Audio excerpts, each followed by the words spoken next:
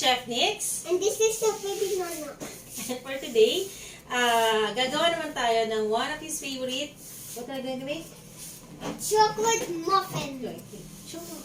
This one. So, actually, for today, magpo-product review po tayo. Kasi si Global Pacific, nagpadala po siya ng Beryls Double Chocolate Mix Muffin. And since nakita po ni Chef Baby Nona na may muffins, he's so excited to mix this Beryls Double Chocolate Muffin. And then, we're going to taste it. And we're going to get others. Like this one. Oh my God, sorry. And this one. Oh, what's that? Chocolate double cookies. Wow, triple. Okay, and the other one is? Double chocolate chunk brownie mix. Di ba marunong na siya magbasa? And the other one is? Chocolate chip cookie mix. And the last one is? Double chocolate chunk cookie mix. Very good! So, yan. So, yan yung mga, pero for today, this one lang po yung gagawin natin. And this is? Double chocolate muffin mix. Double chocolate muffin mix. So, how to make our double chocolate muffin mix? This is my chocolate muffin. Okay. But this is ours. Yes. So, for the ingredients? See the following.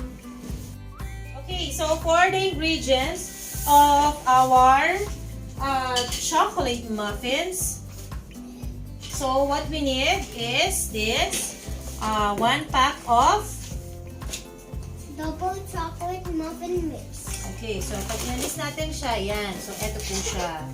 And then, we also need what's this, baby? 2 white eggs. Okay, and this is? Water. So, the 95 ml of water and? Egg yolk. No, that's butter. Milk butter. Yeah, melted butter. And this is 100 grams of? Milk of butter. Melted butter. So, yun lang yung kailangan natin, ano? So, napaka-simple, napakadali po niyang gawin. And then, for the tools, ayan, kailangan natin ng Browies. Kailangan natin ng spatula. And what's this? Chef, ano? Oh! Ice cream. Ice cream. Scooper. Scooper. And of course, a mixing bowl.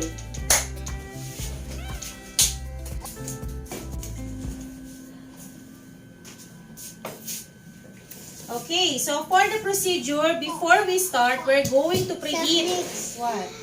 I like this. Okay. And I had my finger. Okay. Okay, now, before we start, we're going to preheat our oven at 400 degree Fahrenheit or 200 degrees Celsius. Okay, so that's yun yung unang-una nating dapat na gawin. Yung mag-preheat muna tayo ng oven para upon mixing, pwede na po natin na siyang i-bake. So, kailangan natin ng scissor. Okay, here. Okay, so for the procedure, yan. First is, I'm sorry, okay. Okay, yan. So, nilagay na natin. Uy, what's this? It has already a chocolate chips. Yes, that one, it still has because it said that. Oh, yeah. What does it says here? Double Chocolate muffin mix. Okay, kaya pala siya double chocolate kasi meron na siyang chocolate chips na kasama. O diba guys, sulit din siya ha. Kasi for a mixture, it has already chocolate, what's this? Chips.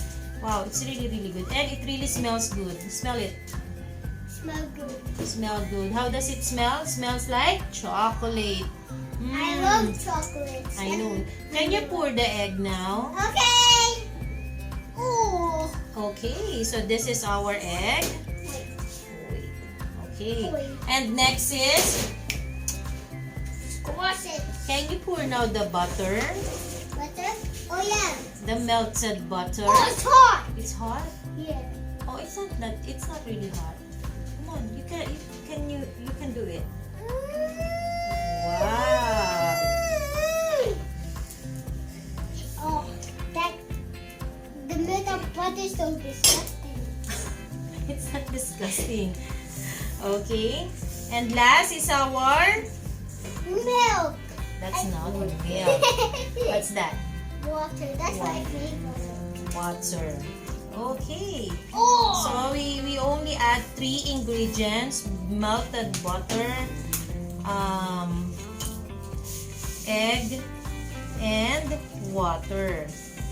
You want to mix this? Yes. Okay. Actually, hindi na pala natin kailangan ng wire whisk kasi nga meron na siyang chocolate chips. So, hindi na siya kailangan. And you can make this with your kids, ha?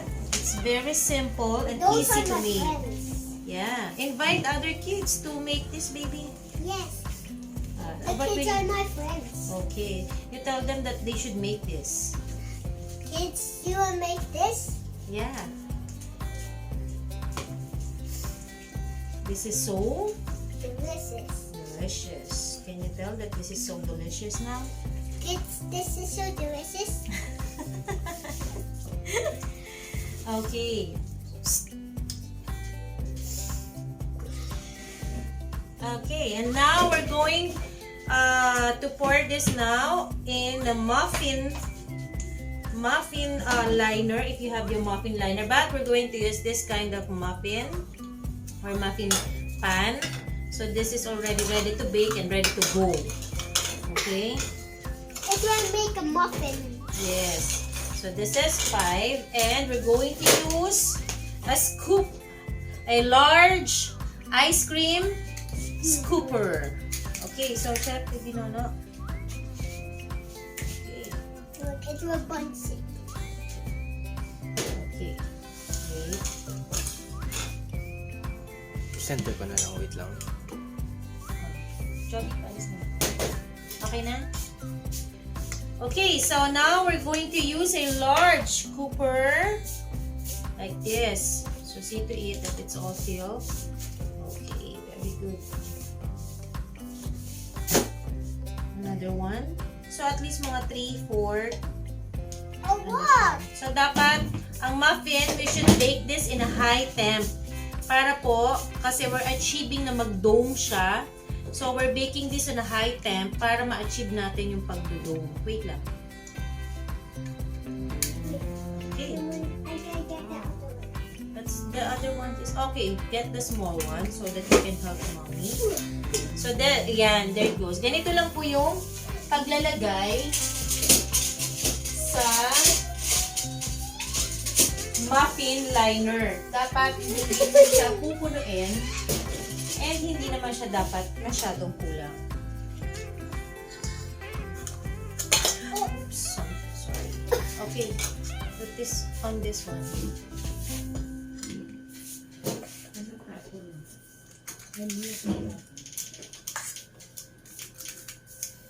Alright, yan.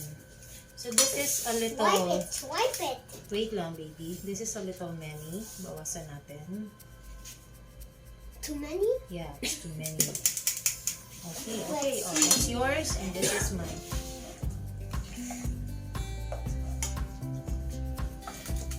Mommy, I'm making a Okay. Oh, come on. Alright. Mommy, I am a chef and I'm good making everything. Yeah. And you're a chef too?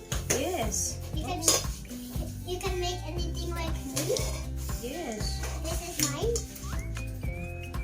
Okay, so wait lang natin, my chef. Wait, get up muna. And then, here's our pan. Can you stand up? Yeah. And then we're going to put it here. Okay, very good. And we're going to bake this now. Will I put it in So, the freezer? No, in the oven. What? Hot? Yeah, we're going to bake this at, so let's check for 20 minutes at 400 degree Fahrenheit or 200 degrees Celsius. And then, let's see.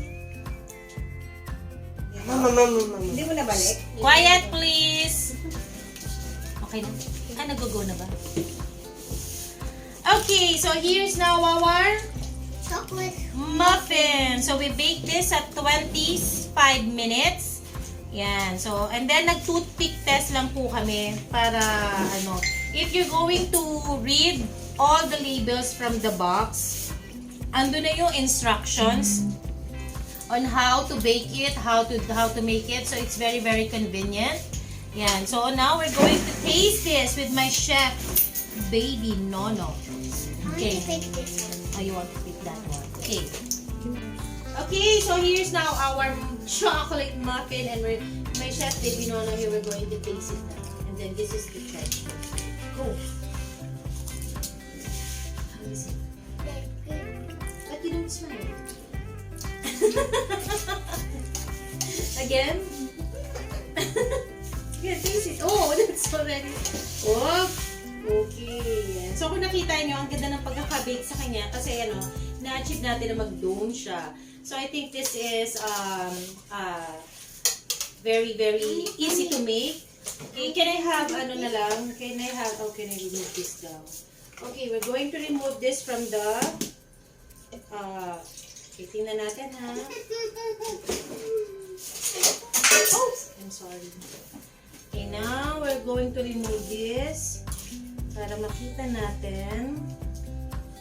Tsaka mas makain yung Chef Baby Nono. Oh, sorry. Okay, you bite this. No. This one.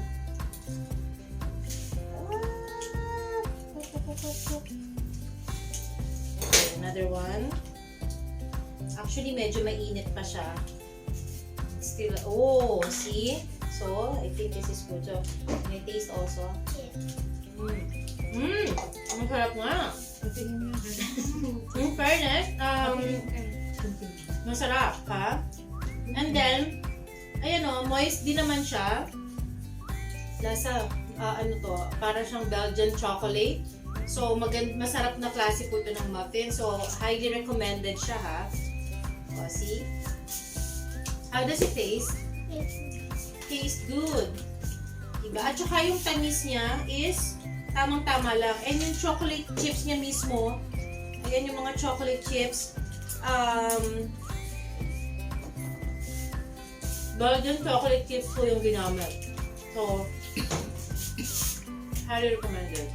So mga kids, if you want to bake this, please ask your mommy to buy Beryls chocolate muffin. And I'd like to thank also Miss Mean Peret for giving me this muffin mix, and then for sponsoring my muffin mix. Miss Marianne is from Global And you Pacific. forgot to do the video of us. And don't forget to subscribe in our channel para po makita niyo pa yung ibang mga video ni Chef Baby Nono And Chef Mix. and Chef Nix. Okay, so for now, let's say bye-bye everyone, and Thank you for watching. bye!